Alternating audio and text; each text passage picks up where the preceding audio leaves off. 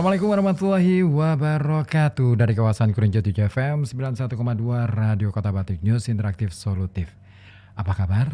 Ya, semoga kabarnya selalu berbahagia dan selalu ya bisa melewati hari-hari yang sedemikian rupa ya.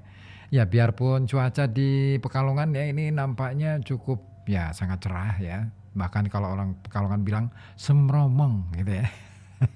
Ya, semoga aja tetap kita bisa menjalankan rutinitas kita dengan sebaik mungkin sehingga apa yang kita kerjakan menghasilkan sesuatu yang lebih baik dari kemarin, dan tentunya ini akan memicu kita untuk bisa lebih baik lagi di kemudian hari.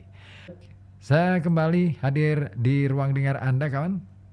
Saya pertama dia tentunya untuk melanjutkan perjalanan Halo Kota Batik. Tentunya banyak informasi yang sudah saya siapkan untuk kami hadirkan ke ruang dengar Anda.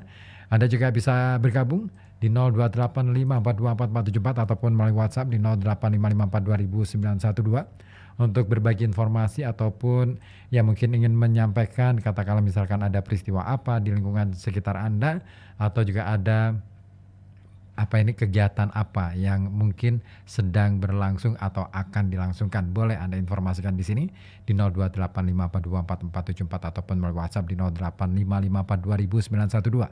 Atau juga Anda yang ingin menyampaikan keluh kesah seputar layanan publik, boleh disampaikan di sini. Nah, selama 5 jam ke depan ya benar ya, 1, 2, 3, 4, 5, 4 jam ke depan ya, saya akan menjadi kawan Anda di perjalanan Halo Kota Batik. Satu lagu dari Bon Jovi untuk Anda. Ini lagu zaman-zaman SMP dulu nih. Kalau pada masih ingat ya, yang angkatan 80 ya, kelahiran 80. Ini lagu ini populer di era-era SMP mau perpisahan kalau tidak salah. Thank you for loving me. Ya, thank you for loving me. Rasanya bikin adem suasana ya, biarpun terik matahari luar biasa jetet kalau orang Jawa bilang. Tapi ya yang namanya cinta, siapa sih yang menyangka? Tidak ada orang yang bisa menyangka bahwa siapapun nantinya yang akan menjadi jodohnya, ya enggak sih? Dan ketika sudah menjadi pasangan hidup, pasti yang namanya rasa terima kasih karena sudah dicintai dan menerima cinta gitu ya. Ini luar biasa. Dan memang ya kalau sudah ngomongin soal jodoh, ini banyak orang beranggapan untuk mendapatkan jodoh atau pasangan, rasa-rasanya setiap orang katanya ini harus mencarinya. Bener gak sih? Mungkin benar, mungkin juga tidak. Ya pengalaman orang beda-beda gitu ya. Sebab jodoh ini tidak bisa datang sendiri. Ya meskipun mungkin dalam banyak pandangan ada yang mengatakan bahwa jodoh itu sudah ditentukan sejak awal, tetapi kalau nggak dicari ya nggak ketemu juga kan. Nah itu dia. Nah dari anggapan ini ya kawan ya, seorang perempuan asal Amerika Serikat namanya Whitney Wolfe Herd punya ide bisnis menarik, dan dia ini mendirikan aplikasi biro jodoh yang sukses membantu jutaan orang mendapatkan pasangan hidupnya. Nah dari upaya ini kawan, dia kini punya harta sebanyak 510 juta dolar Amerika Serikat atau senilai dengan 8 triliun rupiah. Wow, luar biasa ya. Tapi kok bisa gitu, gimana ya? Nah ini dia. Nah ternyata kawan, aplikasi biro jodoh yang dimaksud adalah Bumble. Nah bagi Whitney, Bumble ini bukanlah aplikasi pertama yang dibuatnya. Karena sebelumnya, yaitu pada tahun 2012 ya, Whitney ini lebih dulu mendirikan aplikasi serupa namanya Tinder. Nah, di tengah jalan dia keluar dari perusahaan.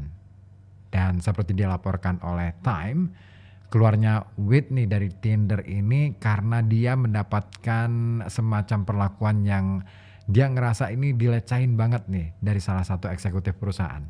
Nah, istilahnya dia mutung ya, dan kalau sudah dilecehkan ya memang wajib hukumnya ya untuk membela diri ya. Nah makanya dia keluar. Nah sejak itu akhirnya dia berkeinginan, punya ambisi untuk mendirikan aplikasi saingan Tinder yang bisa melindungi para perempuan dari pelecehan. Nah ini menarik. Artinya dari perilaku pelecehan yang dia dapatkan itu membuat dia terinspirasi untuk melindungi sesama perempuan. Keren kan? Nah, tidak kemudian baper terus kemudian, ngomong kemana mana terus apa ya istilahnya, ya pokoknya nggak bisa ngapa-ngapain, merasa diri terpuruk dan lain sebagainya. Tapi dia malah justru melakukan sesuatu perubahan besar dalam hidupnya. Apa itu? Dia menjadi ya dia menyediakan sebuah aplikasi yang notabene bisa melindungi perempuan dari tindak pelecehan. Maka dari situlah lahir yang namanya Bumble pada tahun 2014. 2 tahun setelah dia ini ya dari Tinder. Nah, beranjak dari keinginan itu, Whitney ingin kemunculan Bumble ini bisa mengakomodasi semua kebutuhan perempuan. Nah, awalnya dia ingin Bumble hanya untuk perempuan agar saling mendukung satu sama lain. Namun, ada satu kawannya namanya Andre yang mendorong dia untuk membuat aplikasi kencan saja. Nah, Whitney setuju, tapi dia ingin merancang aplikasinya sehingga hanya pihak perempuan yang dapat mengirim pesan pertama. Karena baginya sistem kencan ketika perempuan menunggu pria memulai komunikasi pertama, menurut dia ini sangat ketinggalan zaman. Nah, kata Whitney dalam situs resminya di Bumble, banyak wanita cerdas dan luar biasa dalam hidup yang ada di sekitarnya Whitney yang ternyata masih menunggu pria untuk mengajak mereka kencan, mencatat nomor telepon mereka atau menunggu untuk memulai percakapan. Tapi Whitney ingin yang beda. Nah, makanya kepada insider dia mengaku ingin membuat kencan terasa lebih modern. Nah, caranya tentu saja merancang agar perempuan bisa memulai hubungan lebih dahulu. Nah, kalau perempuan bisa mendapatkan pekerjaan impian, maka seharusnya mereka juga bisa berbicara dengan seorang pria impiannya terlebih dahulu. Wow, ini Whitney ya. Nah, awalnya memang tidak mudah bagi Whitney membesarkan Bumble. Dia mengaku sampai kerja mati-matian untuk mendapatkan hal itu. Nah, sehari dia juga bisa menghabiskan waktu lebih dari 12 jam dan tidak pernah libur sekalipun di akhir pekan. Nah, kerja keras tersebut kawan perlahan membuahkan hasil ketika Bumble mulai dikenal dan menyaingi Tinder. Beberapa bulan sejak diperkenalkan, Bumble langsung melejit menjadi aplikasi pencari jodoh populer di Amerika Serikat. Secara statistik ini kawan, tercatat ada puluhan juta pengguna yang telah mendapatkan jodoh via Bumble dalam tahun pertama aplikasi tersebut. Sering waktu Bumble juga tidak hanya untuk pencarian jodoh, tapi juga mencari teman sesama jenis, sesama perempuan ya, dalam arti untuk berhubungan secara pertemanan. Dan ini semua membuat Bumble makin populer.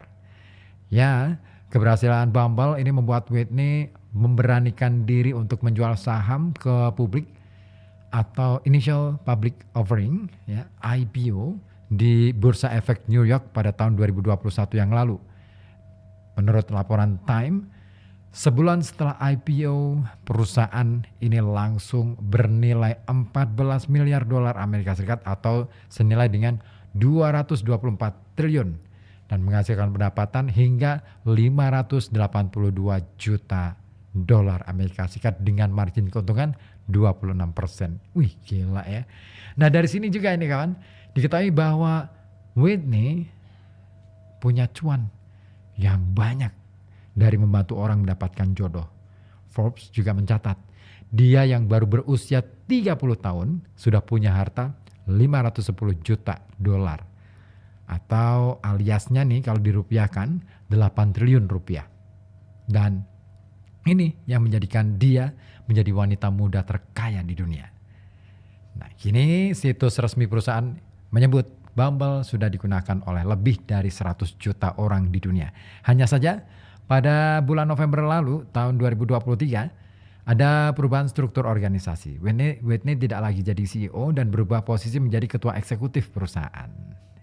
Wow, gila ya.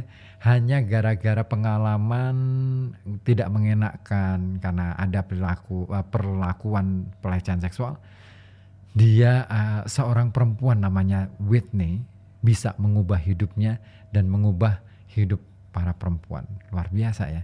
Di zaman teknologi seperti sekarang memang ya, saya pikir perlu adanya perempuan-perempuan seperti Whitney ini sehingga lebih banyak perempuan yang terlindungi. Iya dong, jangan sampai kasus-kasus yang sedang rame hari ini ya, juga terjadi lagi gitu ya. Iya, prihatin sebenarnya kalau ada kasus-kasus semacam itu. Nah nah kira-kira gimana? Anda punya tanggapan soal ini? Boleh Anda sampaikan tanggapan Anda di 0285424474 ataupun melalui WhatsApp di 0855420912 atau juga melalui komentar ya di live streaming saya, boleh.